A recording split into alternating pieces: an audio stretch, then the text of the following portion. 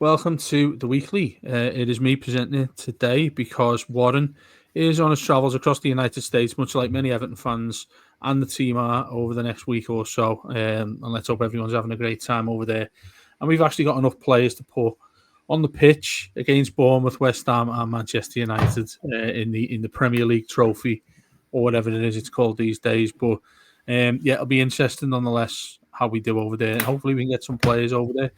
I've got for quite a while since we've all spoken together. I've got Paul and Peter here, and I don't know what their thoughts are because we haven't spoken for that long. I don't know what their thoughts are now with the position we're in, and people are starting to edge towards the word panic, crisis. What's going on? Why haven't we signed many players yet?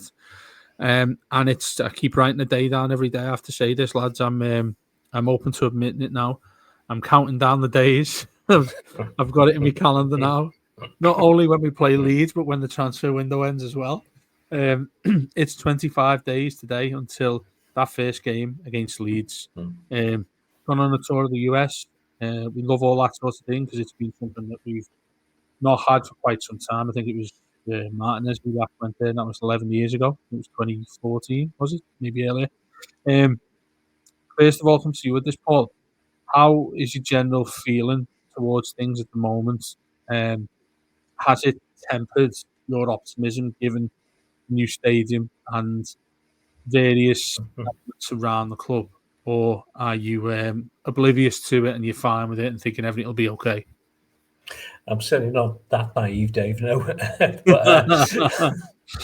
no, I think as with most Everton, my optimism tends to be on a sliding scale. From when the close season opens, it's quite high, and then it goes gradually down day by day as things don't fall into place. I think we said on this discussion previously, we were hoping to get maybe the key signings in before this competition in the United States to have some idea of what the team's going to look like. So I think it's unfortunate that we haven't been able to do that so far. And what we definitely trying to avoid is a situation we've had the last few seasons whereby we're desperately shopping around at the last minute for anyone who's available. And that's how you end up making mistakes like bringing Neil Mope and players like that in. So I was really kind of hoping with the new team behind the scenes at Everton that there would be a more active and structured involvement in the transfer window this summer, but so far it doesn't look that way. Obviously pleased by the signs of Tierno Barry. I've seen a few clips from playing for Villarreal. He seems quite popular with their fans as well. I think he's still a bit raw. I think he's still got a bit of work to get up to the standard that we need, but it's a forward, it's a positive.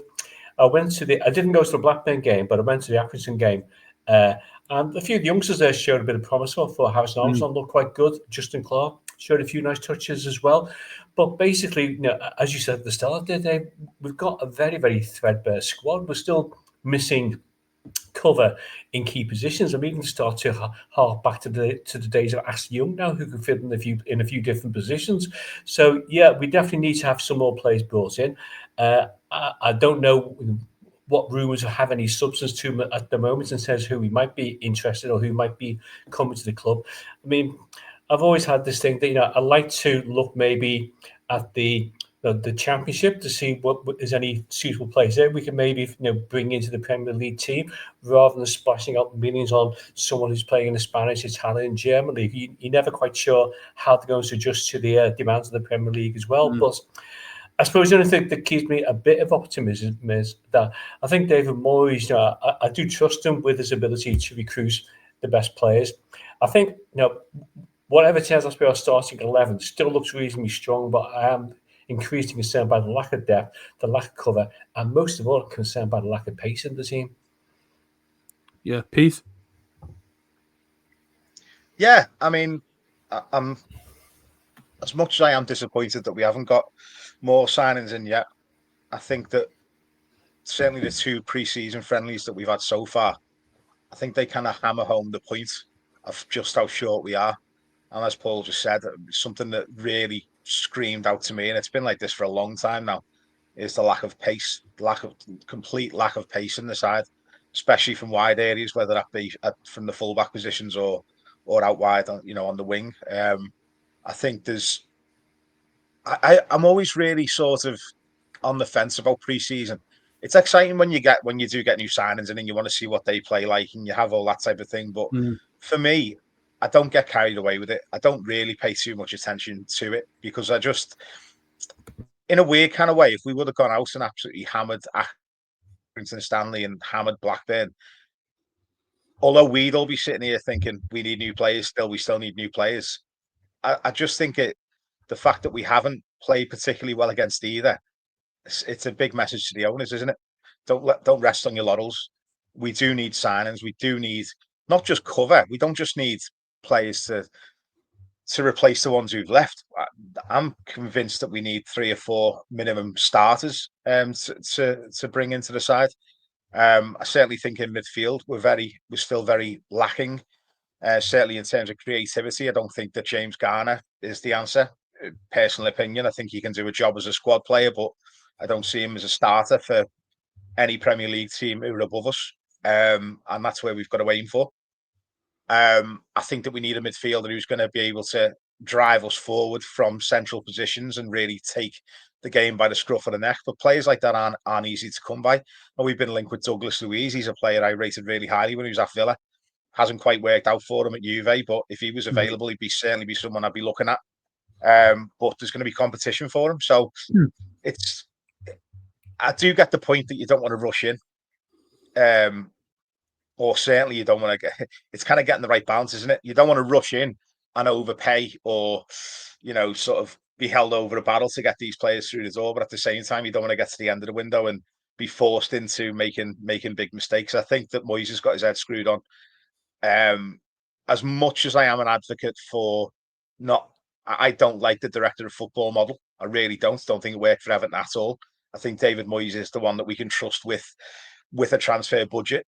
Having said that, one thing about the director of football model you'd say is that if Kevin Thelwell was still here, would he have had signings lined up from January onwards, so that we could bring players in now that we do have a bit of financial backing? It's a strange one. I'm not quite panicking just yet, put it that way, and I'm really confident that we'll get a lot more players through the door. I think minimum 5 is my prediction. Minimum. Interests me with this, Paul, is that there's something ironic going on here for me because I've mentioned it a few times on recent shows and any conversation I've had with friends, really, that we got to that final day of the season there and you had Gethin Jones talking to David Moyes and various legends and all that sort of thing. And David Moyes says that he hoped that the owners were watching when he was talking about we need players. And obviously I'm not going verbatim here, but he's being very open about Everton signing players, which I've been quite astonished with, really, because he seems quite keen to openly mention that. And he never used to be that. I mean, we're entering unknown territory under Moyes because, again, something else I've spoken of quite a lot is that he never really had that go of having enough money, a substantial amount of money to go and buy players. And again, to say that word ironically, that's maybe why Everton did so well, because he was able to use a limited amount to go and get players who were fantastic for us in the end. You think in Cahill and around that sort of era. And then, if you look at his record, the likes of West Ham and the days that he had at Man United, ones that he probably shudders when he gets spoken to about that sort of thing. But that they've been occasions when he's had a lot of money to spend, and yet the team he's been with have gone the opposite direction. So I do find that dynamic quite funny. Maybe not in the literal sense, because I hope it works out for us. But he has got a substantial amount of money to work with right now. He's always used to be known as Dither and Dave regarding transfers. Do you reckon that's unfair to throw his way that we haven't signed many players yet? More to the point that we've been told about the way the aspects of the recruitment department's going to work. We've got various individuals who won't come in until the window is over. So we're stuck in the middle of a bit of sort of twixt in between everything here that I'm pretty sure the club would want to be doing right now. Yet they don't have a structure in which to buy players that the ones who are not yet in position would probably want. So what position do you think David Moyes is in here? Because internally, I would imagine he would have liked to have seen a lot of players in by now, given the fact that he says it quite a lot. We're going to sign more players. He said it last week. We're going to sign more players. I mean, he's not soft, is he? I mean, us as fans, as soon as anybody gives us the sniff of a new player, we're all like, where is he? Why isn't he at the front door yet? Why isn't he holding that shirt in the brand new stadium? Why isn't he kicking a ball and signing autographs outside Bramley Moor? What's your sort of feeling, your direction towards all of that?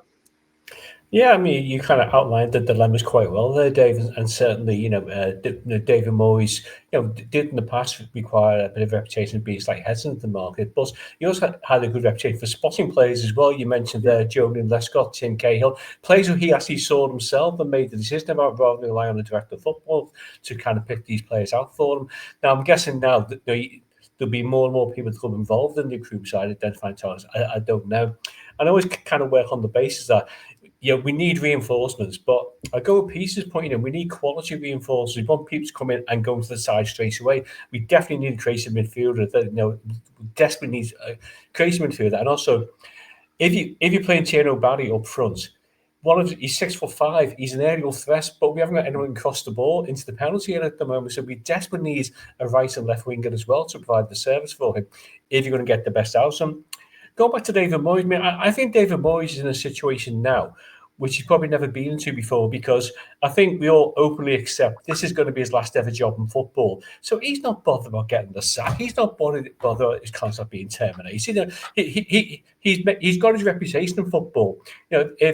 If things didn't work out at Everton and he probably ended up walking the Scotland job or something like that, possibly I can't see any other role in football being of interest to him. So I think it's quite right that he openly says we need this player, we need recruitment. I think it's right that he puts pressure on the board, because I think for the first time in his career, he's in a position where he can do that, because after what he did last season, the revival in the club's fortunes, keeping us in the Premier League quite safely, I think he's put himself in quite a strong position, a real position of strength as well. Yeah, and it's interesting, you mentioned that some of his big money signings haven't quite worked out, particularly at Man United. Some of his other ones have, though. I mean, you look at Jared Bowen, who they got from the Championship as well. Turned out to be a really good buy. I also look at people like Arnautovic, whose career appeared to be over until Moyes got him at West Ham and kind of changed his role and gave him 1 or 2 seasons that nobody was expecting to have as well. So I do have faith in David Moyes. I do have faith that he's got targets. I think part of the problem we have is that we started talking off air about Liverpool side, this player side, and that player. I think when the part of the transfer window where the Champions League, European clubs are making the big money signings, and we're not at that level. We're not competing for those type of players. We're much further down the pecking order. So it might well be the case that these 4 or 5 players that Peter mentioned before kind of come in, start of August, a week or 2 before the start of the season. I'm not really expecting any big name signs to come in, but I would like to see us taking a gamble, particularly on players with potential. Maybe look at the loan market, see if there's anybody else we can bring in there. Because I still think, although we brought Barry in, I still think we need another backup striker as well. Because basically, we're relying on Barry and Beto. Okay, I mean, Beto scored quite a few goals last season. Whether he can continue out to next season, I don't know. But I would like to see some extra players being bought there. But yeah, like yourselves, just getting a little bit anxious by the lack of new rivals. And I think, hopefully, this. You mentioned before, Peace, this thing, the bandwagon thing, that if we're in pre-season friendlies, everyone goes overboard, well, we're going to do this, going to do that. Part of me kind of hopes we don't do well in this Premier League competition in the US, and the flaws are exposed, and then the owners have to realise, look, if we're going to compete with the likes of Man United, West Ham, we've got to go out and spend some money and back the manager. I think with that as well, what you've said there, Paul, it's an excellent reference to this mini tournament we've got going on in the States with these 3 games against fellow Premier League sides. I think this is the occasion where you will become exposed in most of these.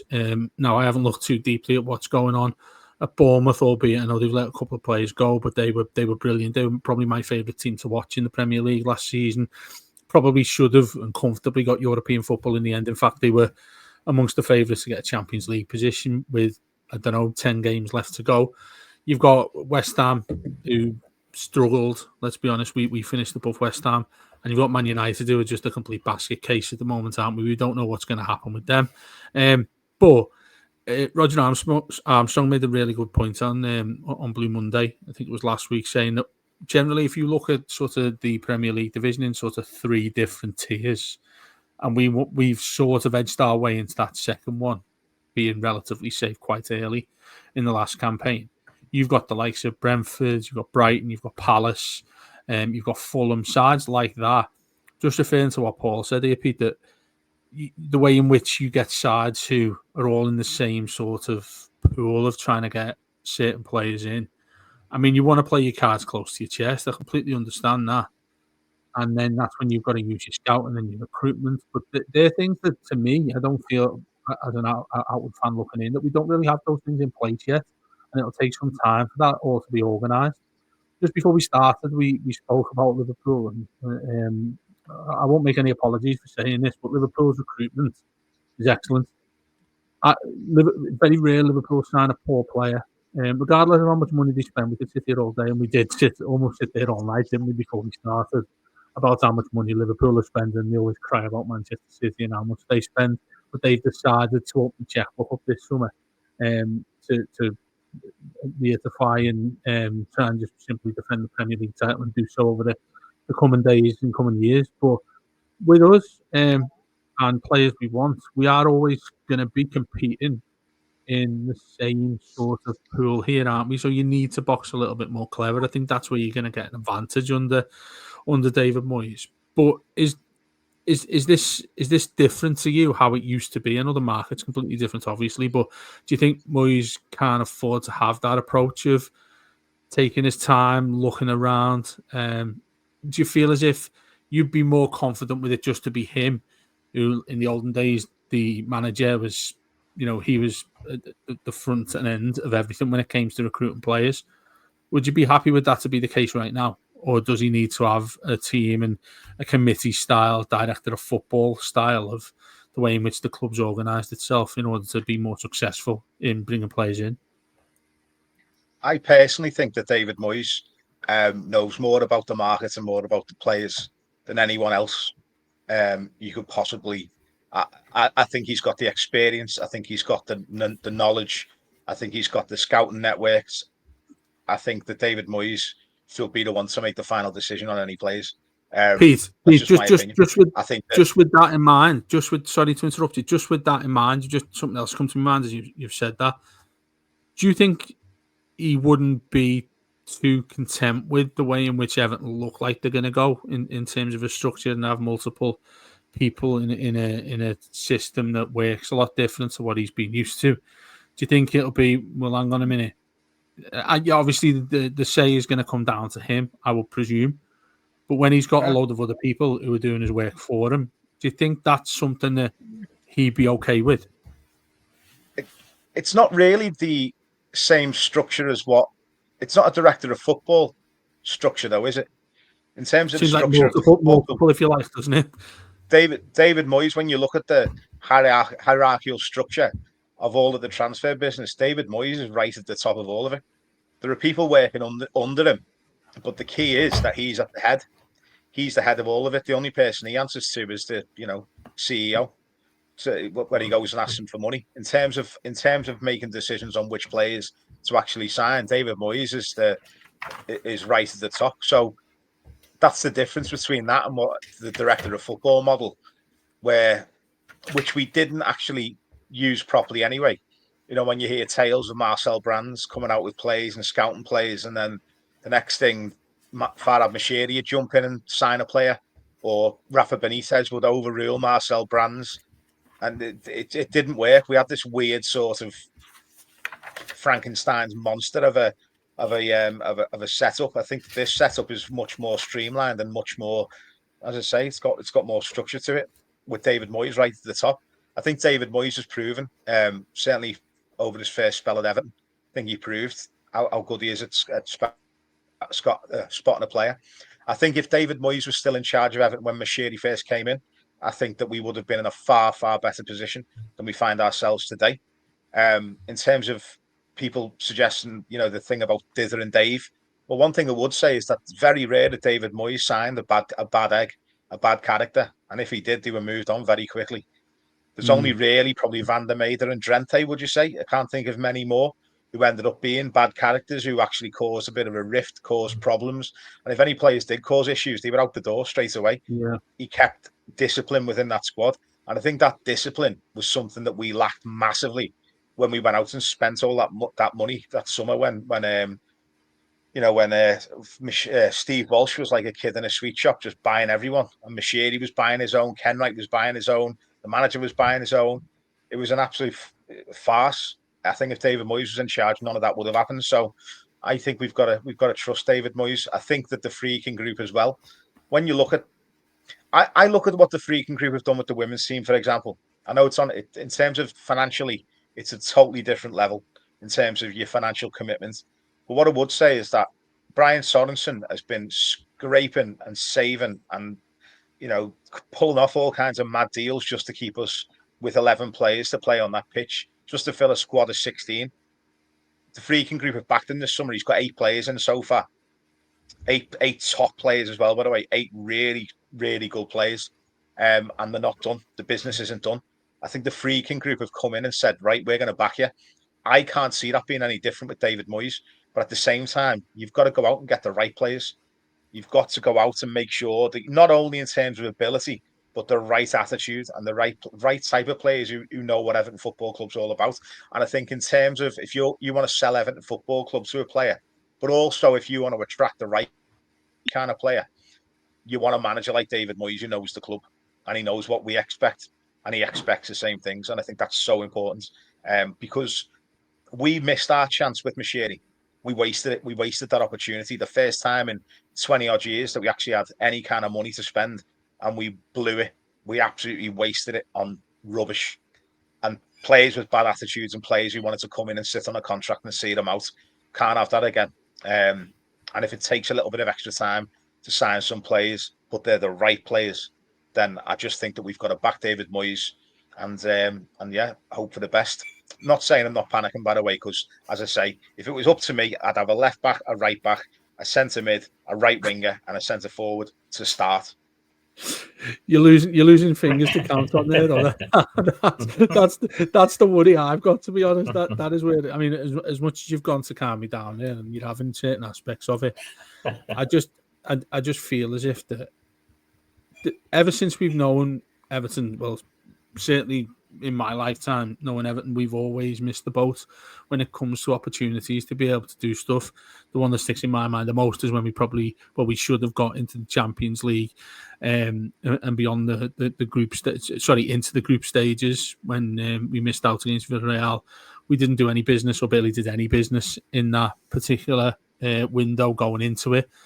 I think it might have well have been that we kept Yobo permanently, or it might have been the season before. But the point being that we didn't really back Moyes and give him everything we needed. We got Phil Neville, didn't we? That's it, yeah, and that was it, wasn't it? We spent the money in the January on Beattie, and then I think we got Per Kroldrup in, who ended up. Yeah, we shifted him by January. We got Phil Neville. Yeah. And that's about it. Yeah, that's the point I'm making, is where we seem to always miss a position in which we look like we should strengthen, and that was the main one for me, because sliding doors moments, of course, if we'd have got through against Villarreal, we might be talking about the regular Champions League side that we're talking about, that we're referring to right now, but we're not. The Mashiri thing was the second point when he came in. I'll never forget when he said it, and I was really excited when he did, when he said Everton don't want to become a museum. And I thought that's a word, that's a sentence there. That's a really clever thing, and the best way to word this, because it sort of makes everybody, not just us as fans who've been craving it, but people in and around the football club would sort of make them stand, or it should have made them stand to attention. The sad thing was, and the ironic thing was, that it was him who stood to attention and started dealing with it himself than getting anybody else in. Other people he did get in were ridiculous at their jobs. But with Moyes now, with this situation now, Paul, looking at the landscape of everything in and around the Premier League, we mentioned Liverpool and what they've done there. Nobody else has really dipped their toe into the water as deep as they have. What you've seen, from what you look around, the sort of general vibe that you're getting from everybody else, they're still in a similar situation as we are. They still haven't made too much recruitment, if any, so far. this summer. It's interesting, the sort of the path you take, the way of thought that gets into your mindset. Certainly, mine alone was Arsenal haven't signed any players. I was thinking the other day, Arsenal haven't signed any players. Arsenal have signed a good few players. And they've done really, really well. If you look at Arsenal's recruitment, they look really sharp in the business that what they've done, but they've gone about it quietly. And I think that reiterates the point that I think you've both made, that that's what we need to be doing here, is boxing clever, trying to be as savvy as possible. We're longer the days when it's sort of cloak and dagger with this. You can't sort of whisper to someone and say, do you want to come to us, because they won't hear from anybody else. That's just not going to happen, is it? The way football's run these days.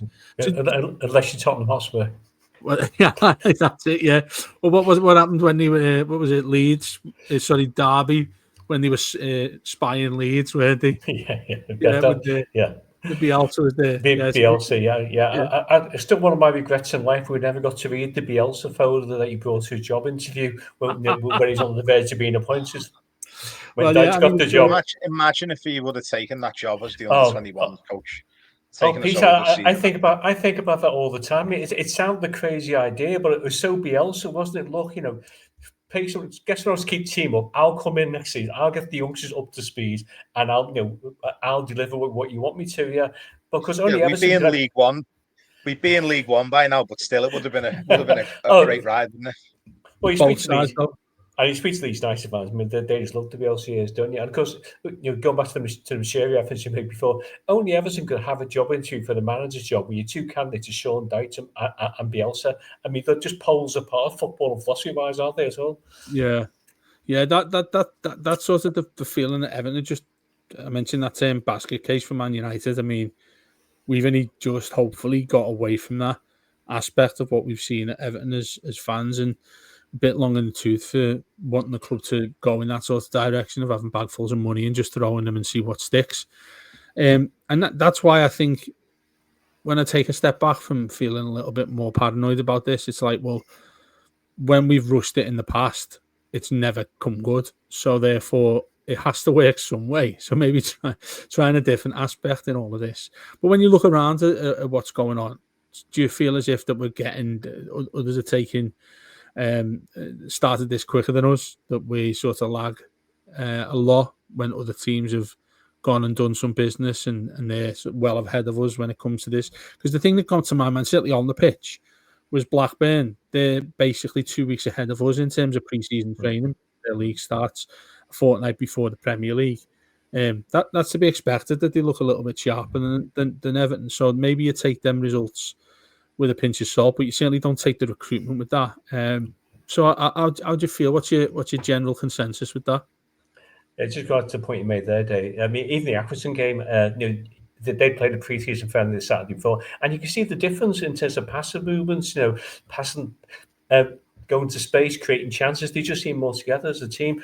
Yeah, but how do they feel about it? I mean, it's you're right to point out that some of our rivals in that so-called tier 2 level don't appear to be doing great business at the moment. I mean, I don't know about you, so I was quite disappointed to see you and Ferguson go out on loan to Italy, thinking maybe he could have been somebody we could have been interested in to maybe bring in as a loan sign. I don't know. I think Peter made the point before there about the freaking group and the structure and support they've given to the women's team in particular. Now, look at what Roma did last season when the freaking group were under pressure, when they changed two managers, they sacked the club legend, brought in Claudio Ranieri, and he gets them into Europe after a really poor start to the season. And you kind of hope there's parallels there. Experienced manager takes over a team that's struggling a bit, gets them into Europe against all expectations. But yeah, it's still a concern. And I think I'll start to become more concerned if you see the likes of Palace, Bournemouth making signings of players where you're thinking, is that a market we could have been interested in? And you mentioned you mentioned Bournemouth there before, PC. You also look at Brighton, who seems to have this habit of identifying players, from Ecuador, Honduras, and places, bring them over here, send them out on loan to Holland or so for the season, bring them back to the Premier League, and then sell them on for big bucks. And look at João Pedro, the money they made the money they made in Caicedo as well. And we don't seem to have that knack. Like other mid-table teams are doing that, spotting potential, bringing them in, loaning them out, bringing them back, developing them, and then getting big bucks for them. So that's something else we need to look at as well. And I think we've mentioned this for a while as well, haven't we? Academy players, where's our next generation of players coming through? Where's the next Ross Barkley coming through? Where's next? Where are these players who are going to make an impact for the team? Because although we criticise Liverpool for the big money fees, they do bring players through from the academies as well. So you do kind of hope as well that we're looking at that part of the game. So because long term, they can't bring your own players through has to be of benefit to the club and to the fans as well, and to the finances of the club. But I just think at the moment that because we're going back to the term Roger used, we're kind of a tier 2 level club. By definition, you're going to be attracting tier 2 level players or maybe tier 3 level players, and it might just be that it's then up to the management and the training team to improve the players that they got. It's quite interesting. I was really going back to Tierno Barry that when he first signed for Villarreal, their fans couldn't quite understand why they'd bought him because, to use a comparison, he was a bit like Beto at first. He couldn't control the ball. His passing was abysmal. But apparently they have a coach there whose big strength is developing players on their technique. And as the season progressed, he got better and better and better in terms of all-round contributions to the team. So you look at David Moyes' experience in football, Adam Evans' experience as a coach as well, and you would like to think that if we do take a gamble on maybe a player or two who's maybe not played in the Premier League before, they've got the know-how and experience to bring the best out of them. Pete, what do you think about that? Yeah, I mean, the other thing as well to keep in mind as well, we don't have European football. So in terms of the pool that you're shopping in, if you like, or the type of players that you're going to be going after, there's a couple of ways to attract a player to your football club.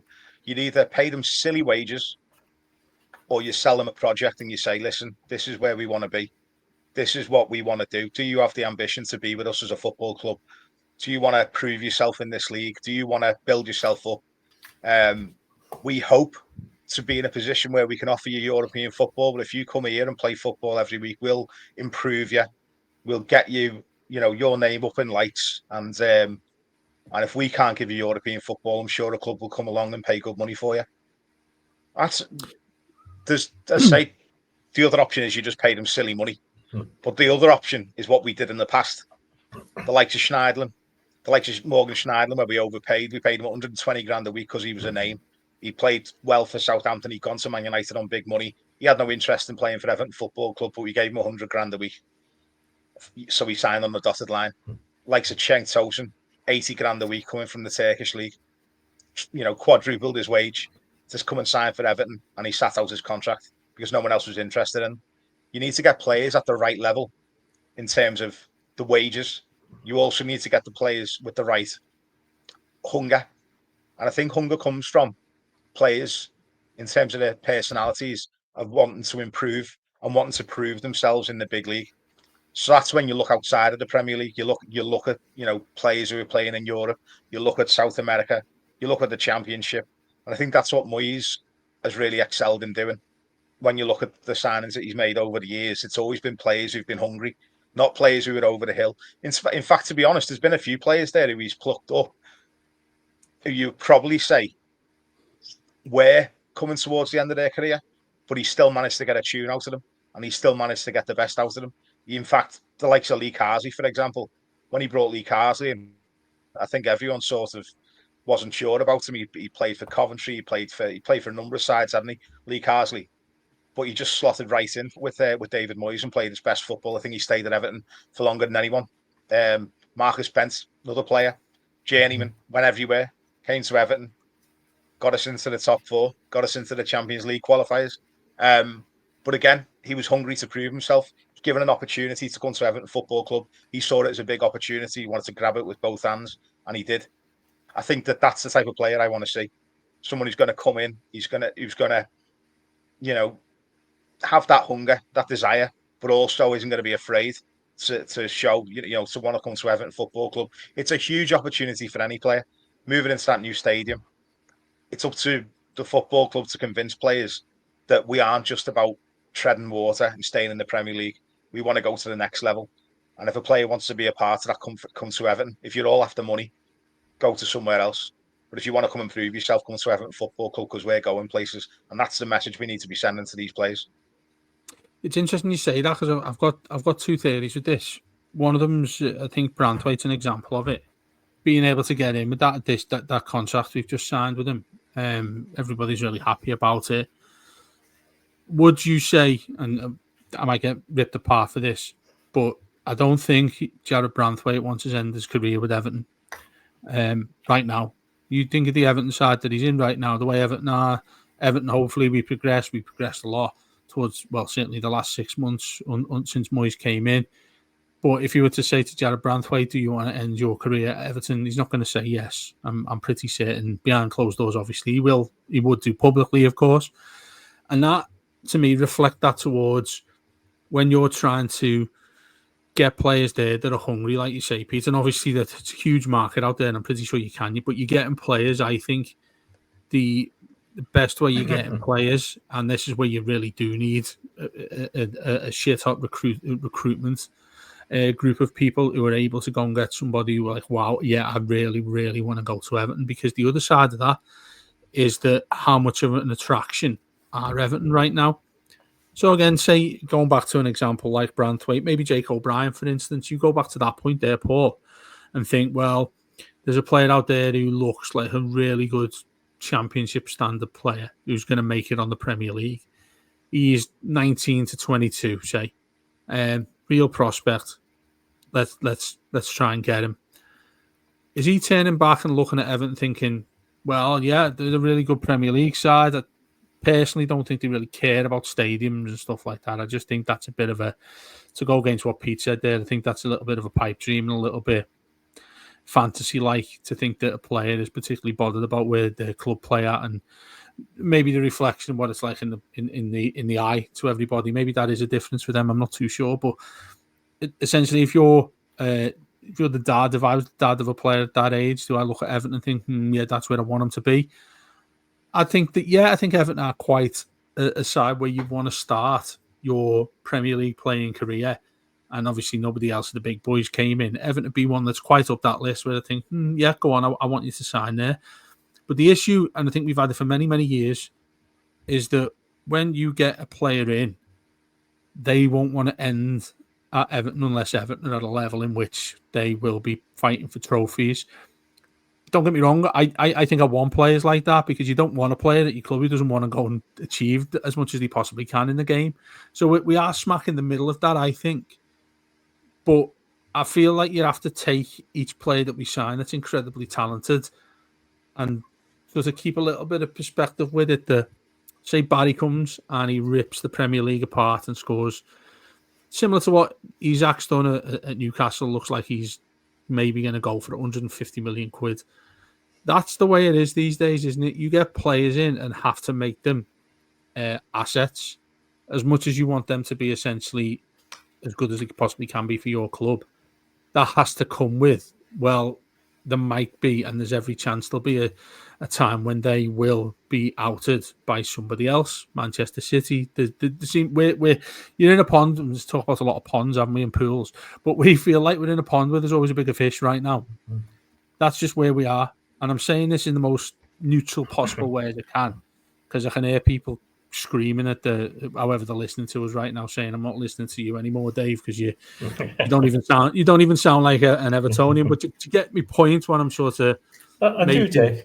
Yeah, I mean, I think the days of expecting a player to join Everton and spend the rest of his career at Everton are gone. The modern football just doesn't do that. So the best in the game, if you get 2 to 3 seasons out of them, they move on. I think you have to accept that as part of football and life. You mentioned the example of Isak there before. I mean, Newcastle in the Champions League next season, but they're struggling to hold on to one of their best players because, as you say, there's bigger fish in the pond who can come in with a better offer. And you mentioned there before, so, if you're the father of a player in the Championship, do you come to Everton? I mean, I'm kind of with Pete slightly on this. I think the new stadium is a selling point. I think if the players, if you have ambition to be a top quality footballer, you want to be playing for 50,000 plus every week. Right. We can offer that. It's better than playing 10,000 at Bournemouth every week. I just think it is. So I think you've really got to play in that as well. And I think. Yeah, I think Peace mentioned before about hunger. I think that's such a quality that you need in football. So going back to the point you made before, you got a player, say, who just missed out in the playoffs in the Championship last season, who's looking to move to a Premier League club. Well, I think that's the market we could be in. And you look at that player, think, look, as you said there, Dave, come to Everton for 2-3 years. We'll develop your career. We're not in your level. This is the plan. Because I think the problem we've had for far too many years, particularly Mr. Mashiri, is we didn't have a plan. We didn't have a strategy. We didn't have a way forward. So how do you sell? All you're saying to players, look, we'll pay you mega bucks, mate. You don't have to play every week. Just sit on the bench. You'd be quite happy to see your contract out. Hopefully we've moved away from that ridiculous approach. So, I think that we can attract some good quality players. And going back to the points both you've made there before about the players at the end of their career, who Moyes done a good job with as well. You're also looking, can you attract somebody 30, 31 maybe, who just is looking for one last shot of really making it at a top level club? They played the mid-table all their career. They're looking for, or they're on the way down, but they still think they can contribute something, provided you don't pay silly money for them, because I don't think Moyes will do. And Moyes isn't the type of manager who's going to tolerate someone just sitting around picking up mega bucks every week, is he? So, yeah, I think it's a difficult time for the club at the moment, but it's quite an interesting time, and we're probably in a healthier state as a football club than we've been for about 7-8 seasons now. And I think we really have got to make the most of having an experienced manager who knows the club, having a new stadium which is going to be filled to capacity every week, and they really make a good job of making this club an attractive proposition to potential players who can come in, improve their career, but also, more importantly, improve Everton at the same time. Mm-hmm. Yeah, I think we've got too many scars, haven't we? Too many battle-worn scars for many, many years now that we have to simply go and get this right. And but I mean, Dave, you can pick an all-time Everton 11 from the past seasons who've been bad buys. Mopé up front, Snyder in midfield. The names just reel off the list, don't they? Czech Tosin, partner, Mopé up front. Yeah, you can stop going through them, Paul. Just I do for therapy, Dave. That's it. I was going to say that. Just when you finish doing this, you just go and sit in the dark corner and just start rocking on the spot. Just before we finish, though, Pete, you started reeling off positions you want to see new players come in at. I've generally sort of gone forwards and backwards in how many players. I think in terms of numbers, I think we need at least half a dozen players, which. I don't know whether you think that's going a little bit too far here, but when you look, we're going to the States there, which is meant to be a real selling point to the club, isn't it? It's meant to go there and be a global football club. It's great that we're doing that. I think it's fantastic that we're going out there. At the same time, you want players to go there to attract. Oh, yeah, I like that Everton side that I've watched there. You've got maybe a fan of football who hasn't picked a club yet, or they're just getting into it, and they look at Everton and think, that's who I want to be. I mean, you go and ask Rob Veary, you go and ask most of our listeners in the other podcasts who do an American-based podcast based on Everton, and they'll be asked, why did you end up supporting Everton? And it'll be a particular aspect of it that's attracted them to the club. So it's great that we're going out there. But when we've only got like 30... What's that? God loved them. Yeah, well, this is funny. As funny as it is for us to laugh at that, it's an excellent point, because you can't go out somewhere like this with just 13, 14 first choice players and then expect to attract a new fan base when you've got Man United, still one of the biggest clubs in the world. I don't think that can be. You can't dispute that. West Ham and Bournemouth. Talk about pools again. They're probably in that same sort of place that we are in terms of trying to develop their club as a global entity. Going there, and we need to sign players. And our man Barry's gone there, hasn't he? He has gone with them, or I think he's meeting up with them out there. Mm-hmm. So he's our star attraction. You want to see a brand new striker that you've paid 30 million quid for? Yeah, great. But you look around the rest of that team, and you're thinking, who do I look at there? That's a real star that I want to see. And yes, okay, Everton are much more compact as a team, rather than expecting one player to shine and one player to rip other sides apart and be getting us 3 points or 1 point instead of a defeat. But we're not a side like that. We're a team more than individuals, aren't we? So that aspect of things is really interesting, and how that dynamic works whilst we're over there. But yeah, to go back to the question I asked while I was rambling on there, how many players do you think we need? For the starting 11, 5. That's for the starting 11. Just for the start. Not so you want I want 5 a brand new players for Leeds. You want 5 brand new players starting against Leeds for the starting 11. I want a left back who can actually overlap and cross the ball. I want a right back who can do the same. I want a right winger who is quicker than a slug. I want a centre mid who doesn't hide from the ball, who can actually carry the ball from deep and can dictate play. And I want another centre forward. I don't think we can, unless Chimiti can step up. We'll see what he does over in the States. Still think there's potential in Chimiti, but I'd feel a lot more comfortable with another striker, another proven forward in that squad. Obviously, it don't come cheap, so we might be looking around at the bargain basements, which never normally works out well for us. But certainly, I'd say we're 5 short from our starting 11, and then the players then that you take out would then become squad players. In terms of the entire squad, I think we need 6 or 7 more. So we need 5 starters and then another 2 to complement that. That's my opinion anyway.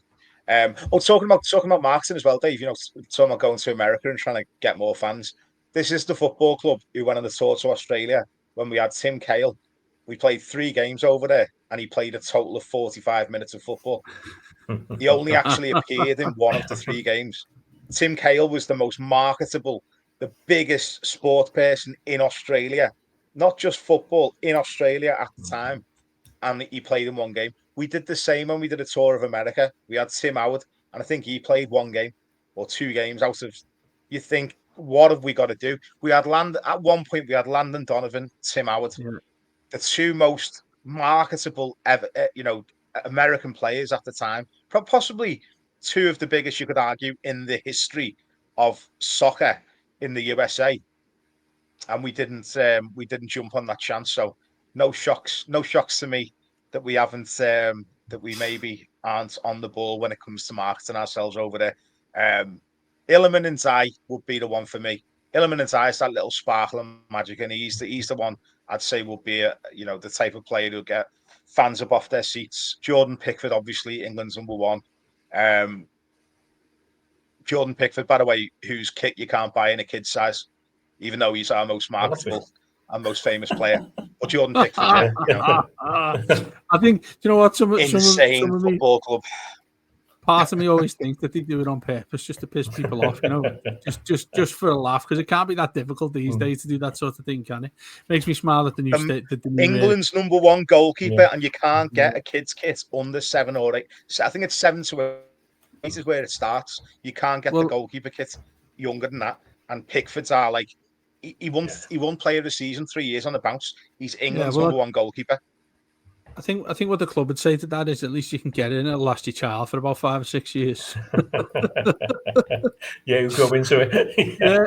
Anyway, Paul, before the same question towards you, really, but when we're in where we are right now, adding 5, 6 players, whatever it is, it'd be your preference. Now, I repeat, it's 25 days to go. If you want to go and sign, well, I'm not great at maths these days, but if you want to go and sign 6 players, you've got to sign 1 every 4 days. Obviously, it doesn't work like that. We signed a couple on one day or whatever way it'll end up being. But I reiterate that I did at the start of the show. That's an incredible short amount of time to get. Let's go with what Pete wants to go with. 5 new players that you want to go in and start against Leeds on that Monday night. Getting 5 players in from now till then. Not only a big ask to go and get them, but also for them to gel into the team that we're going to be putting out there anyway.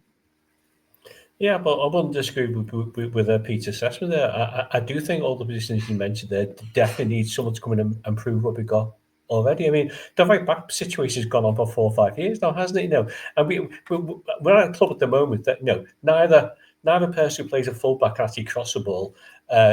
We've got no wingers at the squad at the moment, so you've got a 6'5" centre forward. Who's giving them the service? Where's the structure there? Where's the plan there? And we definitely need something else in midfield as well. More pace, more creativity. I mean, whether I don't see a situation whereby we have 5 new starters in the Leeds game, but hopefully you see a situation where there's maybe 2 new starters there, 3 new starters, and a couple of potential new starters on the bench as well to come in and be ready to step up to that level as well. And I think what we're all desperately trying to avoid is the last minute transfer deadline scramble. Now, to argue against myself there, I mean, I remember when Martinez was manager and we brought in Barry, Lukaku, James McCarthy, I think just before the deadline finished. So maybe there's some stuff in the background. We're just waiting for deals to be signed, clubs to assess their situations, so somebody could be coming in. But you look at the difference Lukaku made when he came in on transfer deadline day. It's just, we haven't had a striker like him since. So we just need someone who's going to bang in 15, 20 goals a season. I know we can't afford to buy that type of player, but you just have to gamble on the potential of somebody, or do what Moyes is doing at the moment, devise a system to bring the best out of the players that you've got to try and get results to move you up the table. It might not be entertaining, but at the moment, I think entertainment's way down on list of priorities. It is, and let's just hope it looks a little bit better on that first game at home against Brighton. Just hate our first game in history of the new stadium to just be an absolute disaster, and we don't do well against Brighton.